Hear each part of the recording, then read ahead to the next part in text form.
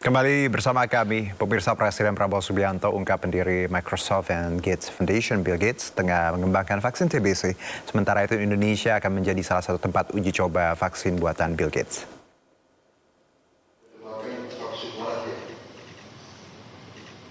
Hal itu disampaikan langsung oleh Presiden Prabowo dan Bill Gates dalam pertemuan mereka di Istana Merdeka.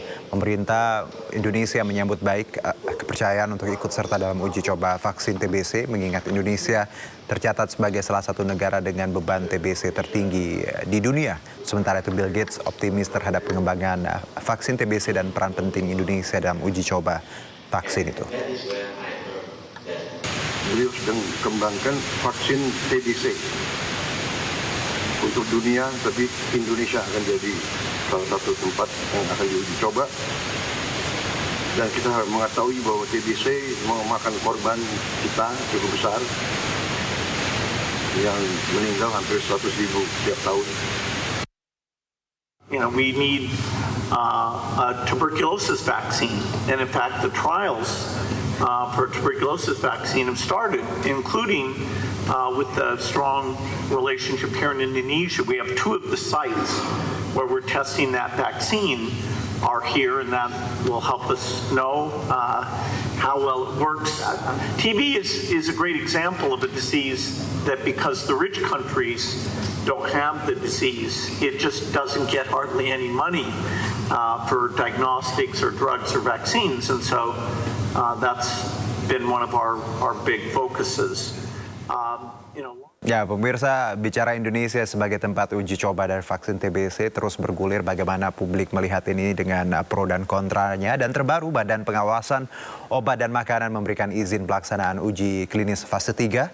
BPOM memastikan seluruh persyaratan yang dilakukan yayasan itu memenuhi persyaratan. Dan untuk membahas ini sudah bersama kami Ketua Umum Pengurus Besar Ikatan Dokter Indonesia, Dr. Slamet Budiarto, serta relawan kemanusiaan dan pemerhati kesehatan Dr. Sarbini Abdul Murad. Assalamualaikum, selamat sore Pak Slamet, Pak Ben. Assalamualaikum warahmatullahi wabarakatuh. Ya, terima kasih sudah bergabung bersama kami. Izin saya ke Pak Slamet terlebih dahulu, Pak. Ini kan masyarakat kemarin ya pro dan kontra terkait bagaimana Indonesia dijadikan tempat uji coba vaksin TBC ini. Dan terbaru ini BPOM sudah memberikan izin, Pak, untuk klinis fase 3 ini, dan dipastikan seluruh persyaratan yang dilakukan Yayasan Bill Gates sudah memenuhi persyaratan. Tanggapan dari ID sendiri, Pak Slamet, silakan. Ya, izin Pak, mohon masih di-unmute, boleh ya. Oke, silakan Pak. Ya, saya kira kalau sudah memenuhi syarat yang tentunya regulasi ada di Badan POM, ya tentunya uji coba ini bisa berjalan. Kan sudah memenuhi syarat tertentu. Dan untuk pemberantasan TB itu memang ada berbagai cara. Pertama, kita harus melakukan promotif, preventif, yang besar-besaran sampai pengobatan sampai tuntas. Yang kedua, menggunakan vaksin. Nah, vaksin ini adalah salah satu cara dari berbagai cara untuk melakukan pemberantasan TB, itu dalam hal untuk mencegah terjadinya terjangkitnya TBC. Nah, tentunya dalam melakukan uji coba vaksin itu harus memenuhi kaidah-kaidah yang berlaku. Jadi pertama adalah harus informasi yang seluas-luasnya kepada calon yang akan diuji coba. Yang kedua, diberikan informasi yang tadi, selain informasi yang jelas, juga kalau terjadi efek samping juga disiapkan ganti ruginya. Kemudian yang ketiga, hasilnya harus transparan diberikan kepada masyarakat. Apakah vaksin TB yang dibiayai oleh Yayasan Bill Gates itu cocok untuk Indonesia atau tidak? Jadi dengan adanya informasi yang seluas-luasnya, maka masyarakat akan percaya, kan gitu loh, bahwa ini adalah salah satu upaya untuk memberantas TB, utamanya adalah untuk mengurangi angka kematian. Baik. Nah, itu yang kami sampaikan seperti itu. Baik, Pak Slamet, kalau kita bicara scene atau frame-nya di Indonesia, kita tahu kalau saya tidak salah nomor 2 tertinggi di dunia ya, bahwa penderita TBC. Untuk saat ini bagaimana laporan dari IDI sendiri terkait angka TB di Indonesia, Pak Slamet? Apakah memang setinggi itu? Ya itu kan memang itu tinggi dan WHO juga menyampaikan demikian. Walaupun itu baru perkiraan. Jadi perkiraan angka TB-nya seperti itu. Di Indonesia ini terjadi beberapa sistem yang belum berjalan dengan baik, yaitu sistem promotif preventif. Jadi kalau zaman dulu itu kan puskesmas, posyandu itu berjalan untuk promotif preventif. Nah sekarang sudah beralih ke arah kuratif semua. Sehingga yang menjalankan promotif preventif itu tidak optimal atau belum baik lah. Nah itu salah satu penyebab meningkatnya angka TB karena tidak ada yang menjalankan itu. Nah kalau TB-nya cepat diketahui, bisa diobati, tidak putus, maka dia akan sembuh. Oke. Itu kan ya. Tapi kesulitan kita karena fungsi puskesmas itu sudah beralih ke sebagian besar adalah kuratif, maka untuk menemukan penderita TB itu sulit. Oke. Dan untuk melakukan edukasi juga sulit. Nah mungkin terobosannya adalah vaksin. Nah vaksin ini kan membutuhkan kepercayaan masyarakat. Sehingga pemerintah harus betul-betul terbuka efek sampingnya apa. Jadi betul-betul informnya harus terbuka tadi, transparan ya Pak Slamet. Baik Pak Slamet, saya ke Pak Ben. Pak Ben, kalau tadi dari IDI sendiri melihat bahwa yang penting tadi hasilnya transparan, efek sampingnya disebutkan kalaupun memang ada yang dirugikan. Pak Ben, kita sudah berbincang ya beberapa waktu yang lalu dengan Jubir Kemenkes juga Bu Widya. Anda melihat langkah yang sudah diambil sekarang ya, BPOM menyebutkan bahwa persyaratannya sudah baik, semuanya sudah lulus lah seperti itu. Dari Mercy sendiri melihatnya seperti apa Pak Ben? Nggak salah gini Mas, bahwa ini prosesnya sudah berlangsung sudah sangat lama ya. Sangat lama berlangsung ini, dan kan kehadirannya Yayasan Bill Gates ini kan tahun 2009, kehadiran Amerika Indonesia ini, dan sampai dengan 2024 ini sudah menggelontorkan dana kan 2,4 triliun. Dan salah satunya untuk vaksin. Tapi ada missing link yang hilang, yaitu vaksin apa gitu loh. Karena diskusi dengan Bu Erlina semalam itu bahwa Indonesia ini mendapat porsi itu kan pada tahap ketiga, tahap kedua, tahap 1 dan 2 itu nggak di Indonesia, tahap 3 itu di. Jadi 2,4 triliun itu uang vaksin apa? Saya lagi bertanya itu, ada missing link di situ. Itu satu. Dan yang kedua, ini kan ramai ketika Pak Prabowo mengatakan Indonesia akan siap dicoba. Karena dicoba ini kan orang kan kaget, bukan dicoba ini.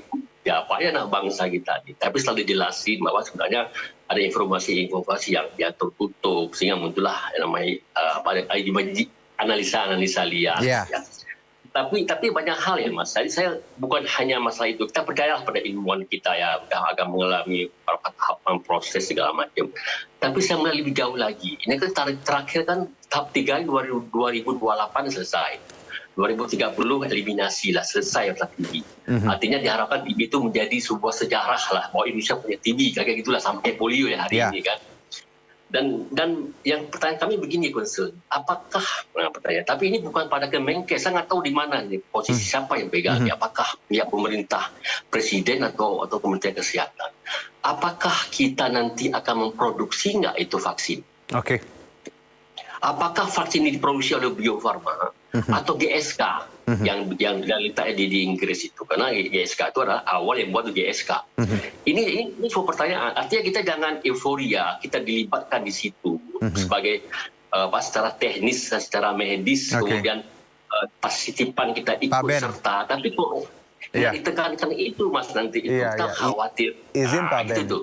kalau dari obrolan kita akhir pekan lalu bersama Bu Widya ya dari Kemenkes bahwa ilmuwan kita dilibatkan dalam uji coba ini dan nantinya ada transfer knowledge kan disebutkan Pak Ben mungkin masih ingat ya, Ya, dari betul. Kemenkes dan nantinya juga kita bisa produce sendiri di Bio Farma. Kalau Anda melihat jawaban-jawaban dari pemerintah, kementerian seperti itu gimana Pak Ben? Enggak, saya lihat secara epidemiologi kita sepakat. Kami dokter tahulah dia tahapan-tahapan in vitro, in vivo. Kalau itu udah kita sepakat itu. Oke. Ya. Tapi yang harus ditekankan, apakah kita Bio Farma buat itu jelas ada MOU enggak gitu? Karena kan Bu Erina itu saya ilmuwan, beliau ilmuwan situ terlibat kan. Tapi untuk terlibat MOU kan enggak beliau. Gitu. Oke. Jadi dari pembicaraan dengan Pak Menkes mengatakan kita minta dibuat di Bio Farma, kita minta gitu loh Mas. Jadi ini harus ditegaskan bahwa MOU Indonesia ini saya hebat loh Mas, masalah vaksin ini kan mengekspor ke 135 negara kita mengekspor kan. Nah artinya nggak cukup dilibatkan tenaga ahli kita, kemudian segala macam dukungan finansial, tapi ujung ceritanya di mana? Ujung cerita penting. Oke, misal gini Mas, ini sebagai panduan ya. Misal kata pihak Bill Gates, ya oke, Indonesia nggak bisa kita buat tetap di GSG di Inggris. Ya.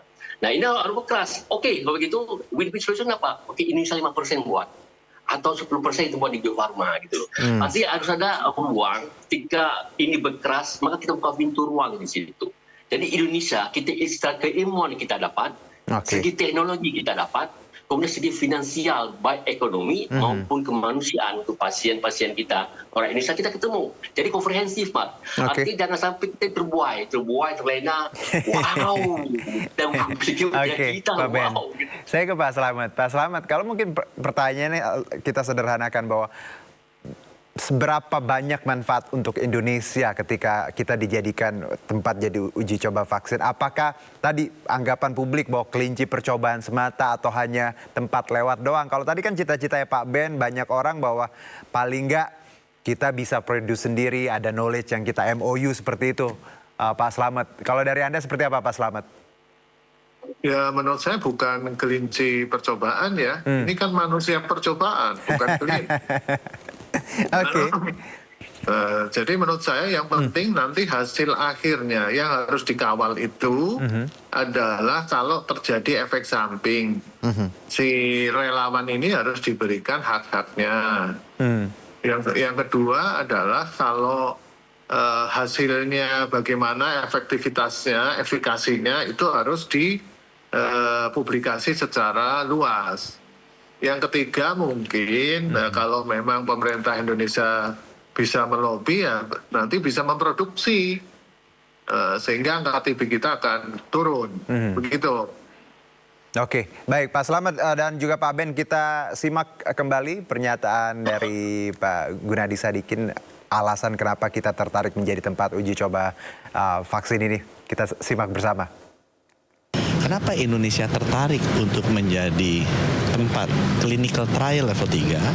Karena dengan kita lakukan clinical trial level 3, kita bisa tahu lebih dulu kecocokannya dengan orang kita. Karena itu tergantung genetiknya juga ya.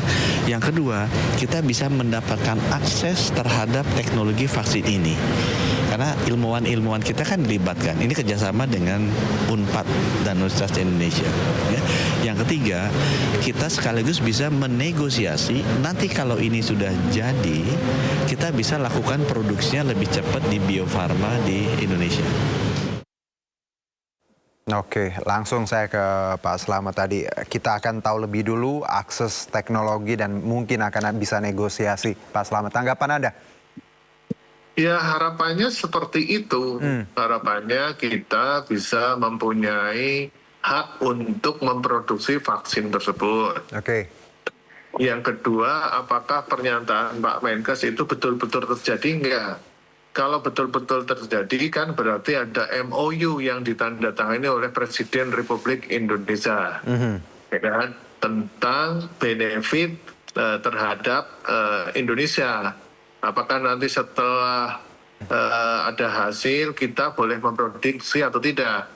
Kalau tidak ada tulisan hitam di atas putih atau dalam bentuk MOU dengan Yayasan Bill Gates yang menyatakan bahwa Indonesia itu bisa dapat memproduksi vaksin tersebut, ya saya kira itu hanya omon-omon gitu loh. Itu harus dibuktikan dengan MOU.